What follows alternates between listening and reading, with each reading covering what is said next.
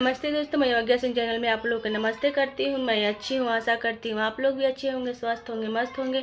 अपने अपने काम में व्यस्त होंगे। मैं आप लोग के सामने एक सोहर का गीत गा रही हूँ। पसंद है तो लाइक कीजिएगा, सब्सक्राइब कीजिएगा, शेयर कीजिएगा। बानावा मेरो वाली सीता तो नागिन से होया, राजा कारे हो नागिने डसीदना हमारो होया। गुरिया बाड़ा रे दुखवा, हवेल बाड़ा रे दुखवा, हवेला हो किया तुहरो या हो सीता नई हर दुखवा, किया तोरो सा सुर दुखवा हो सीता, किया तोहरो पिया पर देशे गैले काई रे दुखवा, रोवालु काई रे दुखवा, रोवालु हो नाही हमरो या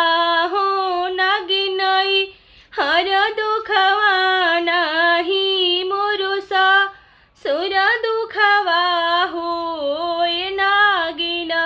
नहीं हमरो पिया पर देशे गैले बालक दुखवा, रोइन सेवक दुखवा, रोइन हो जाहूँ जाहूँ आहो सीता घर जाहूँ, आवारू में दू वारे जाहूँ हो सीता, तोहरो जे होई है नंद लाल महलिया उठे, सोहर महलिया उठे सोहर हो। जब मोरुया हो नागिन लाल होई है, आवारू में बेटा होई है हो ये नागिन, तोहारो के दूधावा हो पी आई बलऊ आखी, आई बहो एक राती गईले हो छल राती, आवारू होती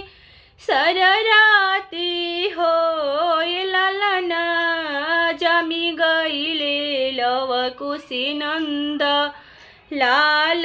महलिया उठे, सोहर महलिया उठे